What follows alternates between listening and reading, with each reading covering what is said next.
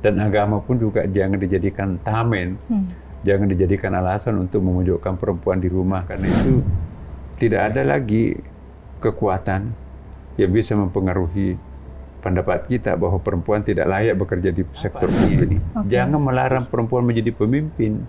Siapa tahu perempuan itu kepemimpinannya lebih baik daripada laki-laki.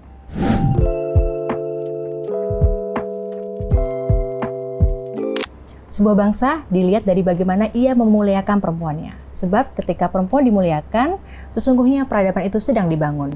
Cerita kali ini mengajak semua untuk melihat bagaimana Islam melihat perempuan di era modern saat ini.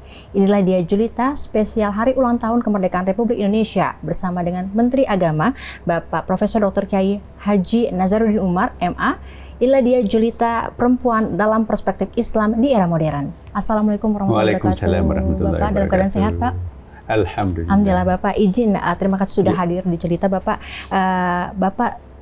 Kita ingin mengetahui bagaimana saat ini kan perempuan itu banyak peran, Pak. Sebagai ibu, sebagai profesional, pemimpin, dan juga pendidik pertama bagi anak-anaknya. Nah, di tengah tuntutan seperti itu, perempuan juga tidak ingin meninggalkan nilai-nilai agama yang sebagai fondasi agamanya, Pak.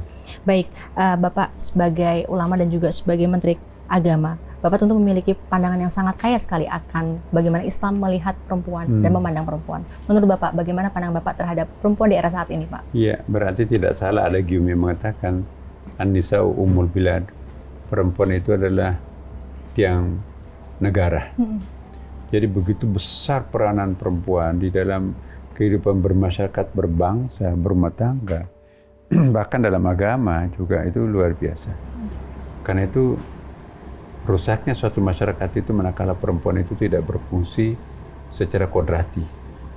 Ya, maka itu kalau ingin negara kita yang besar ini berdaya, menjadi negara ideal, maka tidak ada cara lain kecuali menciptakan emansipasi wanita atau emansipasi perempuan di dalam kancah ruang publik, ya kan. Jangan perempuan itu dipojokkan di ruang domestik, ya. Itu terlalu riskan kita bersaing dengan negara-negara lain. Ya. Kita itu separuh jumlah penduduk kita itu adalah perempuan. Nah, kalau itu dipojokkan di rumah, tidak dilibatkan dalam ruang publik, bagaimana bisa bersaing dengan negara-negara yang lain? Ekonomi rumah tangga itu pun juga tidak mungkin bisa diciptakan keharmonisan, tidak mungkin diciptakan situasi yang cukup yang untuk kebutuhan keluarga itu.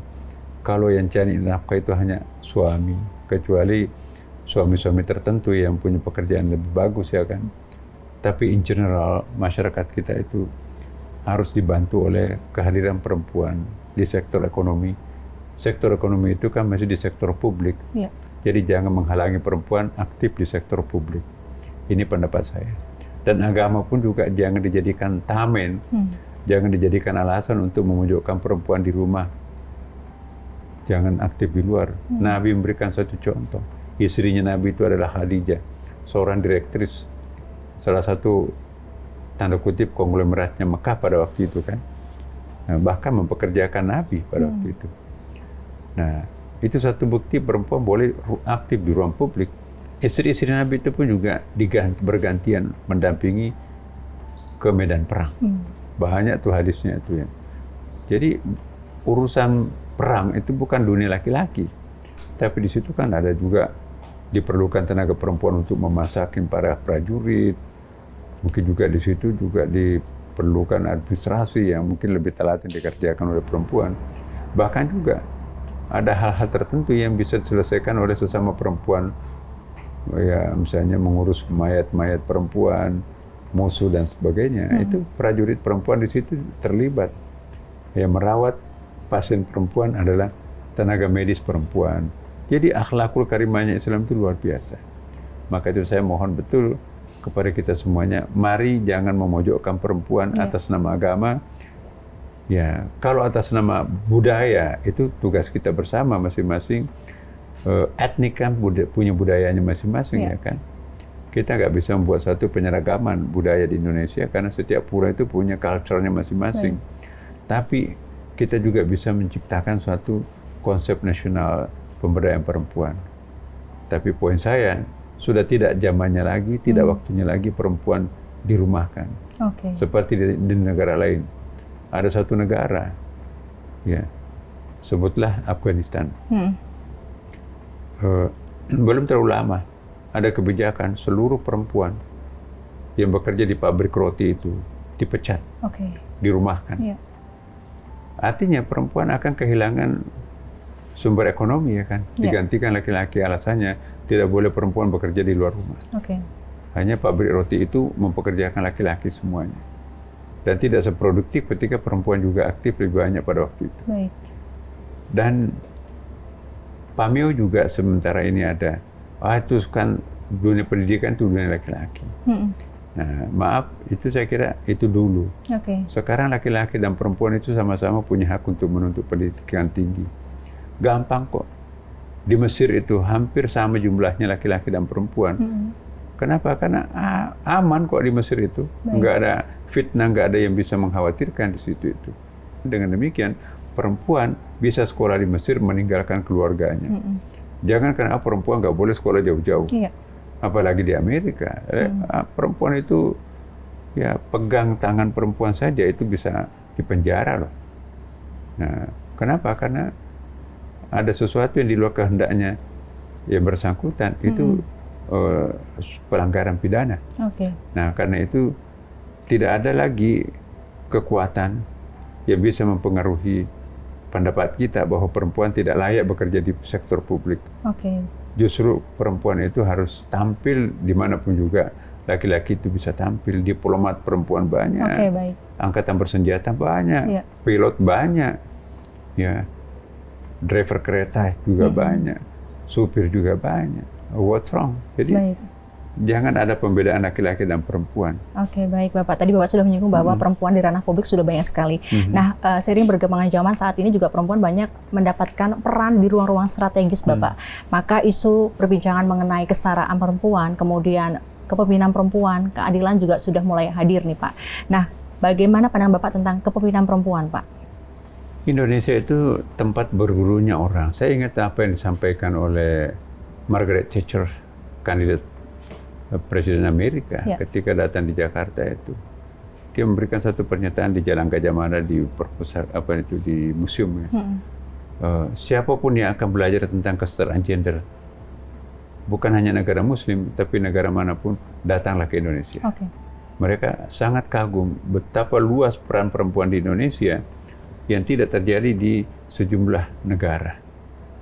Karena mereka saksikan sendiri yang di pasar-pasar tradisional, yang beraktivitas di dunia ekonomi, terutama UMKM itu, ya, itu perempuan. Baik. Nah, itu mungkin tidak terjadi di negara-negara yang lain, ya kan? Di Timur Tengah kan, yang memadati pasar-pasar tradisional itu laki-laki. Laki-laki jual gandum, beras. Laki-laki juga membeli daging. Ya, laki-laki juga yang drivernya, laki-laki juga yang menjadi polisinya. Jadi semuanya serba laki-laki. Nah, dilihat di Indonesia, ia memadati pasar-pasar tradisional itu perempuan. Perempuan yang jual, perempuan yang beli, ya, perempuan juga yang menenteng. Bahkan juga di sektor perkebunan juga ada perempuan, sektor pertanian juga ada perempuan. Jadi betul-betul Indonesia itu adalah guru untuk kesetaraan gender. Baik. Nah, dalam Islam sendiri, Pak, untuk tolak ukur sebagai pemimpin, Pak? Pemimpin, buktinya ada Ibu Megawati. Jadi bukan Ibu Megawati pemimpin dunia pertama. Ya, kita lihat di dalam Al-Quran, bahkan ada 3 surah, surah Saba, surah At-Taubah, surah An-Naml, itu menceritakan ada kepemimpinan perempuan, Ratu Balqis. Bahkan Ratu Balqis itu memperoleh predikat Laha Arsyun Adim, pemilik superpower. Nggak ada kata Lahu Arsyun Adim. Nggak ada laki-laki yang mendapatkan bintang award seperti Laha. Itu dhamir mu'annas itu kan, Laha. Kemudian juga mendapatkan gelar Baldatun Thayyibah Rabbun Ghafur. Coba lihat, negeri indah penuh pengampunan Tuhan itu ketika dipimpin oleh Ratu Saba, Ratu Balqis pada waktu itu. Nah, berarti apa artinya ini? Jangan melarang perempuan menjadi pemimpin. Siapa tahu perempuan itu kepemimpinannya lebih baik daripada laki-laki. Buktinya di Kerajaan Sabah, ya, mendapatkan gelar Baldatun Thayyibah Rabbun Ghafur, mendapatkan penghargaan Laha Arsyun Azim. Ya. Di Indonesia kan kita pernah dipimpin oleh seorang perempuan, Ibu Megawati. Jarang tuh kepala negara muslim itu perempuan, tapi Indonesia maju duluan. Nah, inilah kebanggaan Indonesia, bahwa memperlakukan perempuan itu tidak mesti harus dibedakan dengan laki-laki. Oke, baik Bapak. Nah, sehebat-hebatnya perempuan berkiprah di ranah publik, tentunya tidak ada yang bisa menggantikan peran perempuan sebagai pendidik pertama untuk anak-anaknya. Dari situlah lahir nilai-nilai kehidupan dan karakter untuk bisa menuju peradaban bangsa, Pak. Kira-kira tapi mengapa saya juga kurang setuju. Oke, gimana Pak pendapat Bapak? Perempuan pendidik pertama. Dua-duanya pendidik pertama. Di dalam Al-Quran itu kan ada surah Luqman. Wa idh qala Luqmanu li ibnihi ya bunayya. Jadi Luqman itu single parent sebagai bapak, berhasil membesarkan anak-anaknya. Bahkan anak itu beriman, taat terhadap syariah, menjadi sukses. Tanpa menyebut ibunya, entah kemana ibunya ya. Tapi juga perempuan juga, ya. Ada seorang perempuan single parent juga. Maryam membesarkan anaknya, Nabi Isa, bahkan jadi nabi, ya kan? Tanpa suami, tanpa bapak, tapi hebat anaknya kan, menjadi nabi. Nabi Isa, wow, siapa yang nggak kenal Nabi Isa kan? Jadi jangan takut bahwa perempuan menjadi single parent.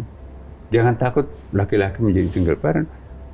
Ya, kadang-kadang single parent itu lebih sukses mendidik anaknya daripada yang double parent itu kan. Nah, yang penting buat kita tuh concern kita untuk mendidik anak. Asal ada niat baik untuk membesarkan anak dengan saleh, saleha, jangan takut. Walaupun perempuan sendirian, tapi bisa menciptakan anak yang hebat seperti Maryam kan. Walaupun laki-laki nggak tahu istrinya kemana, tapi bisa melahirkan anak saleh, telaten diurus oleh bapaknya. Itulah Luqman. Maka itu disebut surah Luqman. Maka itu juga disebut nama surah Maryam. Nama menjadi surah itu. Pendidik sejati itu Maryam. Pendidik sejati itu juga Luqman. Jadi jangan dikatakan bahwa hanya perempuan saja, ya? Itu pendidik utama. Dua-duanya pendidik utama.